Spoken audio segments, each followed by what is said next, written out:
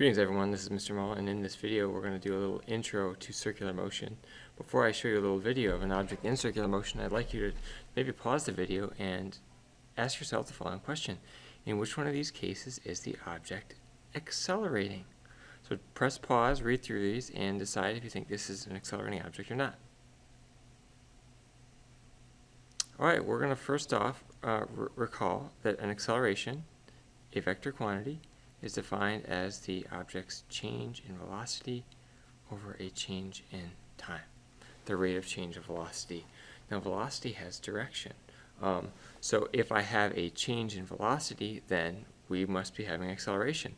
So when I look at a car is slowing down, is my velocity changing? Sure it is. So because my velocity is changing, we are accelerating. Second one, a free-fall object momentarily stopped at its max height. Now let's be careful. At its max height, the velocity is in fact 0 at that instant.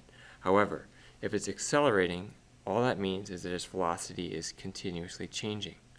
So when I look at a velocity time graph for an object that is in free fall, it starts out, let's say I have an object thrown into the air, I throw it up into the air.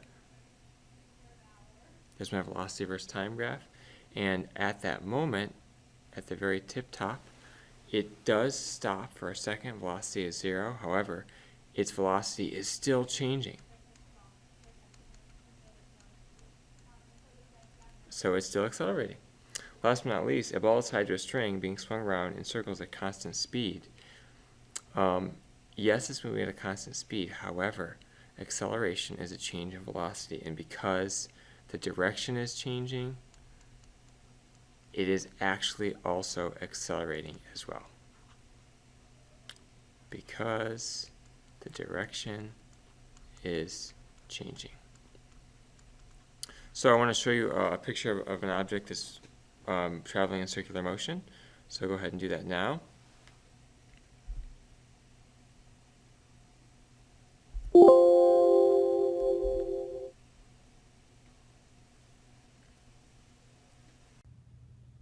Constant velocity tumble buggy wants to go in a straight line,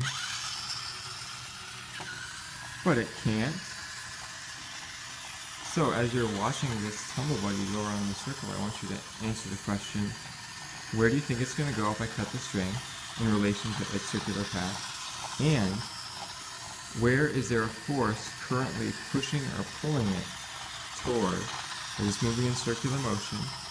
Where does it look like there's always a force directed acting on the buggy, pushing or pulling it in what direction?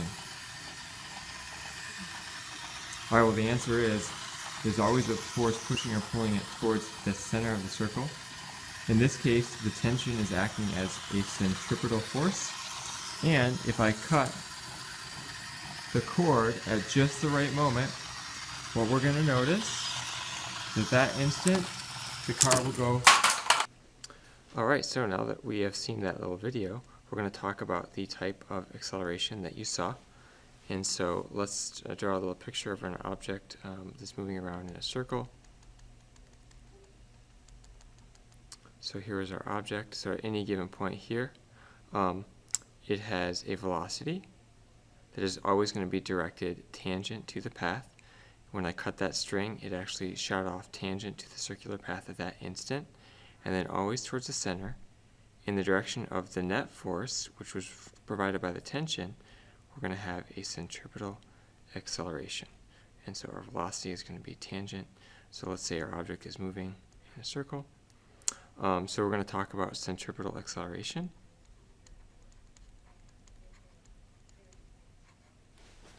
So centripetal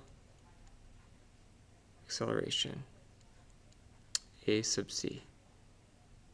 Centripetal is a Greek word that means center seeking. So this is a center seeking acceleration, and centripetal acceleration is going to be defined as acceleration due to a change in direction of velocity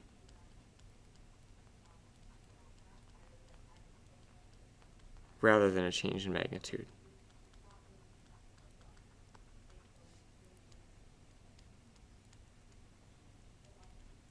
Because in that example, the car was moving at a constant speed, however, its direction was constantly changing. Centripetal acceleration is going to always point toward the center of the circular path.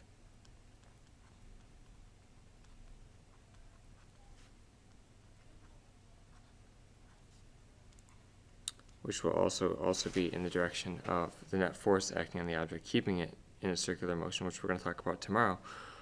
So the equation for centripetal force, A sub c is equal to v squared over r. Here's our little equation.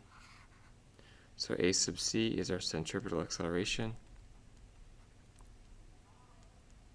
still measured in meters per second squared. It's our standard unit. V is a v without a vector sign. This is just the overall speed of the object. And r is going to be the radius of the circular path at the place it is in the circle.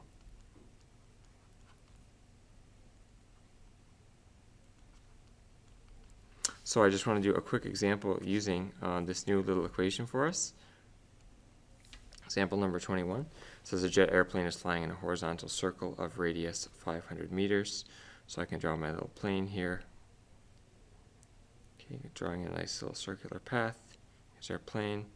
Draw my little circle here. And it says the radius is 500 meters.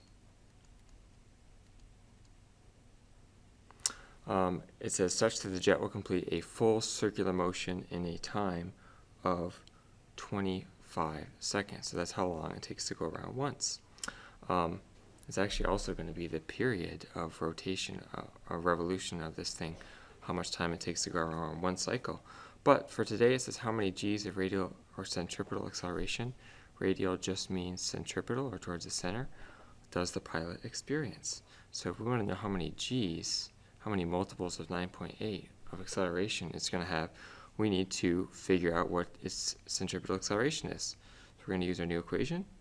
Centripetal acceleration is v squared over r. And to figure out our speed, how fast it's moving, remember, speed is just, I do lowercase v without a vector sign. So speed is just, remember, a distance over a time. So when I look at the distance that this covers, this is a circle.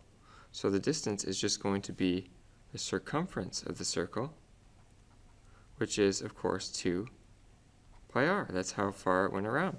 So that distance, 2 pi r, is going to be 500 over the time it takes. It took 25 seconds to go around once. We're going to get a final speed of 126 meters per second. And so now I have a speed that is moving once I use that little 2 pi r over t, and then I'm going to plug in my speed of 126 squared over my radius of 500, and we're going to get that it was an acceleration of 31.6 meters per second squared. And so to figure out how many g's, 1 g is 9.8, and so I'm going to figure out that I'm going to be rocking 3.2 g's of acceleration as this airplane goes around in a circle. All right, this is a little example problem that will help you answer questions 1 through 4 on that first worksheet, and I hope that this has been helpful.